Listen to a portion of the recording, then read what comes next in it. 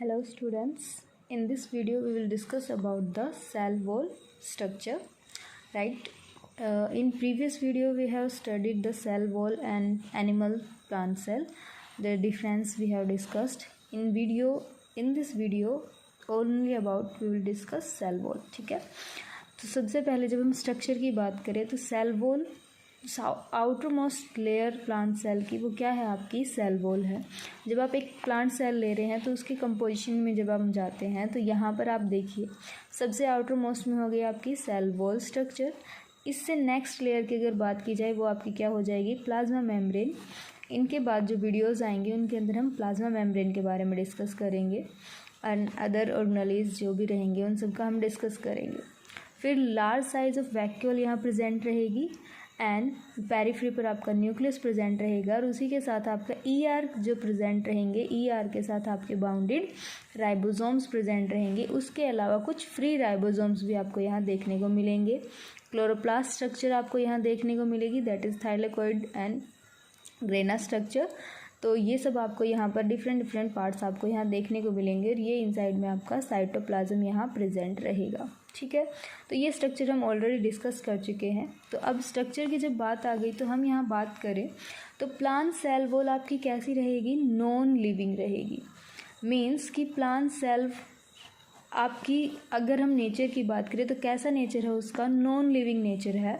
But plant cell जो है वो आपकी ग्रोथ भी करती है। रीज़न क्या है इसकी ग्रोथ का कि इसके इनसाइड में आपका क्या प्रेजेंट है, प्रोटोप्लास्ट प्रेजेंट है, जो कि प्रीवियस वीडियोस में हमने डिस्कस किया था। प्रोटोप्लास्ट विदाउट सेल वॉल जो आपका पार्ट बचेगा वो क्या है, आपका प्रोटोप्लास्ट है।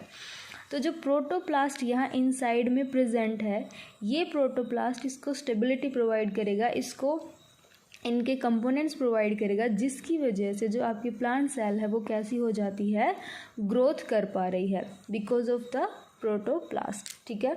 तो यहाँ पर जब हम सबसे पहले बात आती है तो plant cell wall without its cell wall is known as protoplast, right. Plant cell wall is non living, but जो इनका लिविंग प्रोटोप्लास्ट है वो इसको क्या करेगा, इनकी बनाने में हेल्प करता है, जिस वजह से जो आपकी प्लांट सेल वॉल है वो क्या कर पाती हैं, ग्रोथ कर पाएंगी।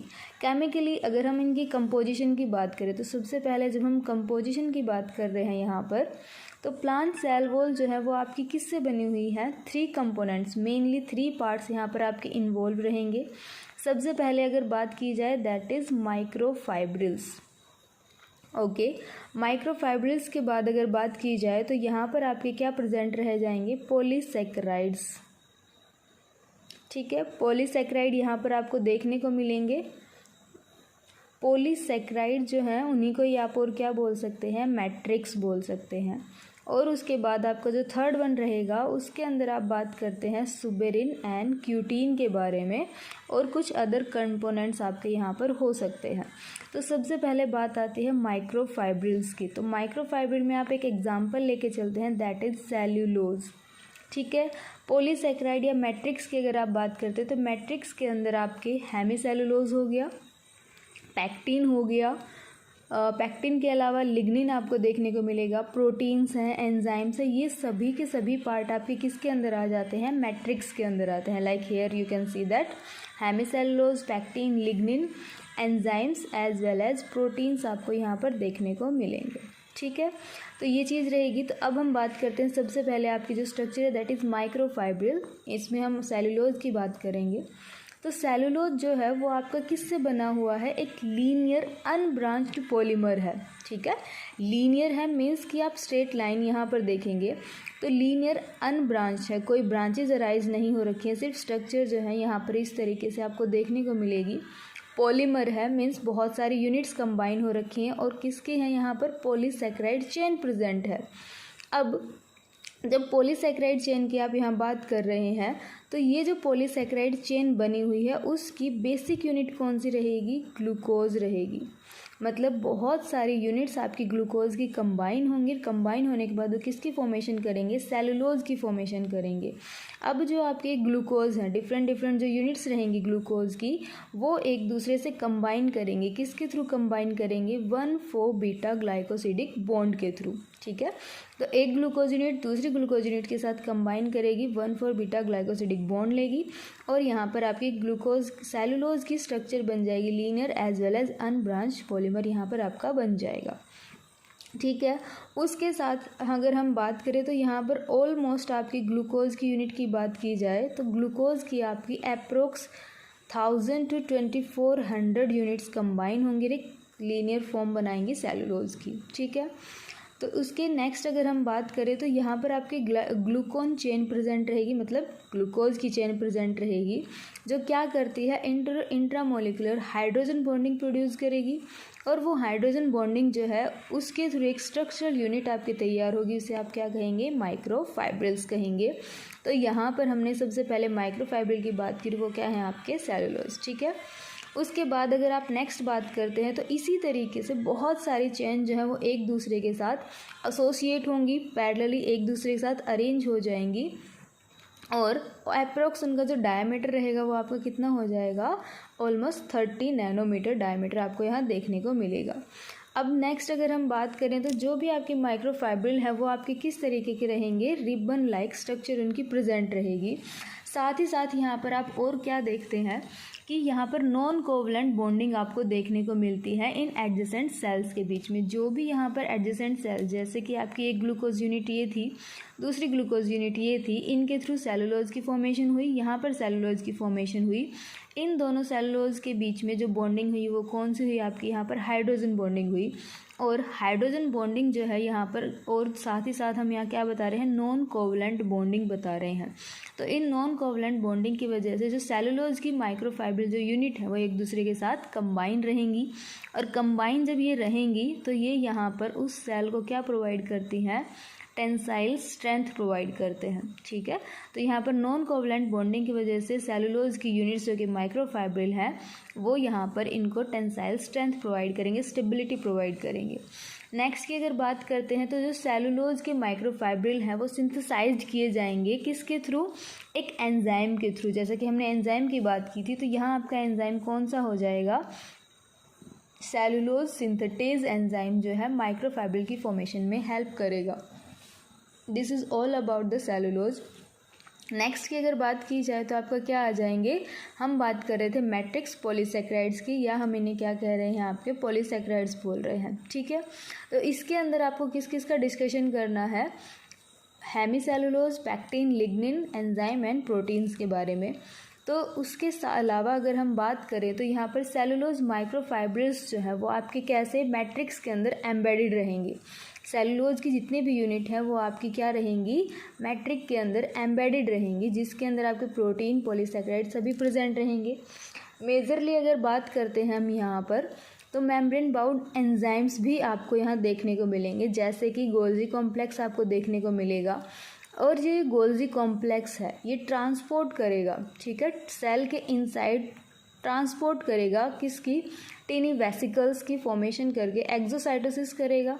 देखिए एंजाइम गोल्जी कॉम्प्लेक्स आपके यहाँ प्रेजेंट रहेंगे जो क्या करेंगे, ट्रांसपोर्ट करते हैं इनटू सेल, ट्रांसपोर्ट करेंगे सेल के इनसाइड में, किसके थ्रू कर रहे हैं, एक्सोसाइटोसिस। मीन्स जब आप यहाँ पर बात करेंगे, जब सेल डिवीज़न की बात आती है तो यहाँ पर आपकी सेल डिवीज़न के टाइम में फ्रैग्मोप्लास्ट की फॉर्मेशन होगी।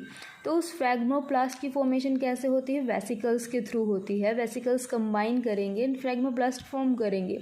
तो जो वेसिकल्स आपके अराइज होंगे वो किस किस से अराइज होते हैं, ईआर के वेसिकल्स हो सकते हैं, गोल्जी बॉडी के वेसिकल्स रहेंगे, ये कंबाइन होंगे। तो यहाँ पर यही बात कही गई है कि यहाँ पर जो पॉलीसेक्राइड हैं ये ट्रांसपोर्ट करवाने में हेल्प करेंगे किसको, आपके इन वेसिकल्स को।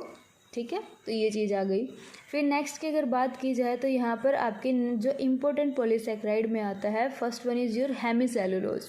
तो हेमीसेलुलोज जो है नाम से ही आपको पता चल रहा है कि सेलुलोज का ही कुछ आपका यहाँ पर कंट्रीब्यूशन मिलेगा, बट हेमी मीन्स हाफ हो जाएगा। तो यहाँ पर जो सेलुलोज की यूनिट आपकी बहुत लार्ज 2400 समथिंग यूनिट को लेके चल रही थी, यहाँ पर आपको क्या देखने को मिलेगा, शॉर्ट चेन आपको देखने को मिलेगी, लेकिन ब्रांच्ड स्ट्रक्चर आपको यहाँ देखने को मिलेगी। जबकि उसके अंदर हमने क्या कहा था, सेलुलोज के अंदर अनब्रांच्ड स्ट्रक्चर आपकी प्रेजेंट है।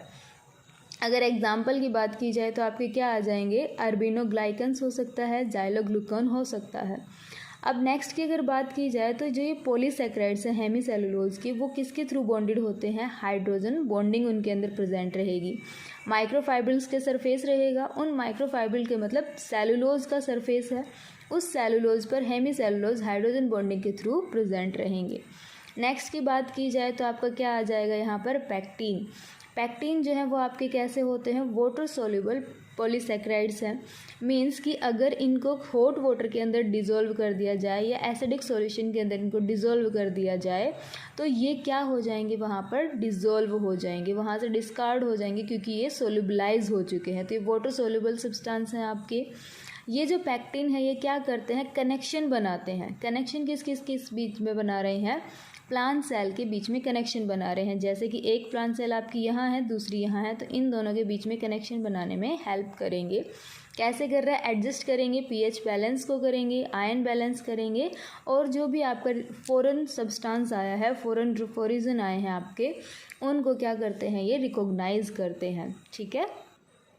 तो नेक्स्ट की अगर हम बात करें तो जो मॉलिक्यूल्स हैं यहाँ पर, जो पैक्टिन मॉलिक्यूल्स हैं वो सेल को अलर्ट कर रहे हैं। जैसे हमने कहा अभी, फॉरेन पार्टिकल अगर सेल के अंदर एंट्री करेगा तो वो उसको रिकॉग्नाइज करने में हेल्प करेंगे। तो इसी तरीके से जो पैक्टिन है वो क्या करते हैं, अलर्ट देते हैं सेल को, किसके लिए, कि कोई आपके बॉडी के अंदर, प्लांट बॉडी के अंदर माइक्रोब जो है वो क्या कर गया है, एंट्री कर गया है, तो उसकी प्रेजेंस के लिए अलर्ट अराइज करेंगे। सेल वॉल की जो क्यूरोसिटी है उसको एस्टेब्लिश करते हैं। अगर हम स्ट्रक्चर की बात करें तो यहाँ पर आप एक रफली स्ट्रक्चर देख सकते हैं। ये आप देख रहे हैं यहाँ पर आपके सेलुलोज माइक्रोफाइब्रिल से, मतलब आपका कि यहाँ माइक्रोफाइब्रिल प्रेजेंट हो गए। माइक्रोफाइब्रिल के इनसाइड में ही हमने क्या बताया था, हेमीसेलुलोज प्रेजेंट रहेंगे। किसके थ्रू प्रेजेंट रहेंगे, यहाँ पर हाइड्रोजन बॉन्डिंग के थ्रू प्रेजेंट रहेंगे। तो हेमीसेलुलोज यहाँ पर आप पैरेलली देख सकते हैं, अरेंज हो रखे हैं किसके अंदर, सेलुलोज माइक्रोफाइब्रिल्स में। और उसके साथ साथ यहाँ पर ट्रांसवर्स फॉर्म में ही जो आपको क्या देखने को मिलेंगे, पैक्टिन देखने को मिलेंगे, जो कि आपके कैसे होते हैं, वाटर सोल्यूबल रहेंगे। ठीक है। और ये जो आपको बाइंडेड फॉर्म दिख रही है यहाँ पर, ये आपकी क्या हो जाती है, ग्लाइकोप्रोटीन रहेंगे। ठीक है। तो इस तरीके से यहाँ पर सभी के सभी जो आप सब्सटेंस की बात करते हैं, लिग्निन हो गया, पैक्टिन हो गई, ये सभी के सभी इस स्ट्रक्चर की फॉर्मेशन करते हैं, कंप्लीट सेल वॉल को बनाने में हेल्प करेंगे। ठीक है। नेक्स्ट जो आपका आएगा वो सब्सटेंस क्या आ जाएगा, पॉलीसेक्राइड आपका लिग्निन आ गया। लिग्निन जो है कैसा रहेगा आपका, फिनोलिक पॉलीमर है। ठीक है। मतलब कि यहाँ पर फिनॉल आपका ग्रुप प्रेजेंट रहेगा, तो ये चैन देखने को मिलेगी, उनकी पॉलीमर रहेंगी, और नॉन फाइब्रल मटेरियल यहाँ पर प्रेजेंट रहेगा। नॉन फाइब्रल मतलब फाइबर्स यहाँ नहीं रहेंगे, ऐसा मटेरियल है ये। अब किसी सेल के अंदर नेक्स्ट की अगर बात करें तो जो लिग्निन है, जैसे ये सेल है आपके ऊपर, तो सेल के ऊपर लिग्निन का डिपोजिशन होने लग रहा है, मतलब वहाँ पर लिग्निन की लेयर बन रही है, तो उस प्रोसेस को आप क्या कहेंगे, लिग्निफिकेशन कहेंगे। ठीक है। इस प्रोसेस को हम क्या कहेंगे, लिग्निफिकेशन कहेंगे। नेक्स्ट की बात आती है कि जो लिग्निन है वो आपका कैसे फॉर्म हुआ है, तो इसका जो प्रिकर्सर की बात की जाए, लिग्निन के प्रिकर्सर की बात की जाए, तो किससे प्रिपेयर किया गया है, आपका फिनाइल एनालिन, जो कि आपका क्या होता है, एक एमिनो एसिड है। अभी हमने बताया ये कैसा सब्सटेंस है, आपका फिनोलिक है, तो यहाँ पर आपका जो लिया गया है प्रिकर्सर वो भी कैसा है, आपका फिनोलिक ही है, एंड सीक्रेट करेगा कोई मटेरियल। ठीक है। तो इस तरीके से यहाँ पर प्रिकर्सर आपका फिनाइल एनालिन हो जाएगा और सेल वॉल की सीक्रेशन करेगा, सेल वॉल बनाएगा। उसके अलावा जो आपके लिग्निन है वो क्या करता है, सेल को एनलार्जमेंट प्रोवाइड कर रहा है, साथ ही साथ मैकेनिकल स्ट्रेंथ भी प्रोवाइड करेगा सेल वॉल को, और ससेप्टेबिलिटी रिड्यूस करता है। मीन्स कि कोई पैथोजन अगर सेल के ऊपर अटैक करेगा तो अगर ससेप्टेबल हुआ तो पैथोजन इजीली एंट्री करेगा सेल के अंदर, और सेल जो है उसके पैथोजन से अटैक से नहीं बचा पाएंगे। लेकिन जो लिग्निन है वो क्या कर देता है, इस ससेप्टेबिलिटी को कम करेगा। ससेप्टेबिलिटी अगर कम हो गई है तो पैथोजन जो है वो अटैक नहीं कर पाएगा। ठीक है। एंजाइम्स हो जाएंगे, प्रोटीन्स हो जाएंगे, वो यहाँ पर प्रेजेंट रहेंगे। तो सुबेरिन एंड प्रोटीन क्यूटीन भी आपको यहाँ देखने को मिलेगा, जो कि आपके पार्ट आ जाते हैं अदर इंग्रेडिएंट्स में। जैसे कि हम एंजाइम की बात करें तो ग्लाइकोसाइडेज, ऑक्सीडेजेस, ये कुछ एंजाइम आपको सेल वॉल में देखने को मिलेंगे। ग्लाइको फॉर द कार्बोहाइड्रेट, साइडेजेस आपके प्रोटीन्स के लिए यूज़ किया, मतलब ऑक्सीडेशन करवाने में हेल्प करेंगे। नेक्स्ट आपका आ जाता है सुबेरिन, जो आपका कैसा रहेगा, फैटी सब्सटेंस है। सेकेंडली ये आपका मोस्ट अबंडेंट मॉलिक्यूल है, जो सबसे ज़्यादा पाया जाएगा सेकंड नंबर पर, वो कौन है आपका, सुबेरिन है। और सुबेरिन का जब डिपोजिशन होगा, जैसा कि आपने लिग्निन के डिपोजिशन की बात की तो वो क्या था, लिग्निफिकेशन। ऐसे ही जब आपके सुबेरिन का डिपोजिशन होगा तो उसे हम क्या कहेंगे, सुबेराइजेशन कहेंगे। ठीक है। अब इसके बाद अगर हम बात करें तो ये सेल वॉल को क्या बनाता है, इम्परमेएबल बनाता है वाटर के लिए, जबकि जो आपके पैक्टिन था वो क्या था, आपका वाटर सोल्यूबल था, और सुबेरिन क्या कर रहा है, सेल को इम्परमेएबल बना रहा है। ठीक है। तो ये आपके एसोसिएटेड रहते हैं विद लिग्निन एंड टैनिन के साथ एसोसिएटेड रहेंगे। और नेक्स्ट की बात करें तो आपका क्या आ जाता है, क्यूटीन। तो क्यूटीन आपका अनोदर फैटी एसिड हो जाएगा, जो क्या करता है, एक एपिडर्मल सेल वॉल की फॉर्मेशन करता है। जैसे कि क्यूटिकल की अगर बात की जाए तो क्यूटिकल की फॉर्मेशन जो है वो आपकी कहाँ से होती है, क्यूटीन फैटी एसिड से ही होगी। क्यूटीन फैटी एसिड आपके क्यूटिकल की फॉर्मेशन करेगा। क्यूटिकल आप सभी जानते हैं क्या रहता है, आपकी आउटर मोस्ट लेयर रहती है, जो कि यहाँ पर प्रेजेंट रहेगी। प्लांट सेल के अंदर क्यूटिकल प्रेजेंट है ट्रांसपीरेशन को लॉस करने के लिए। तो इस तरीके से ये सभी जो है हमने अभी डिस्कस किए वो आपके क्या हो जाएंगे, सेल वॉल कंपोजिशन हो जाएगा। Okay, this is all about the composition of cell wall.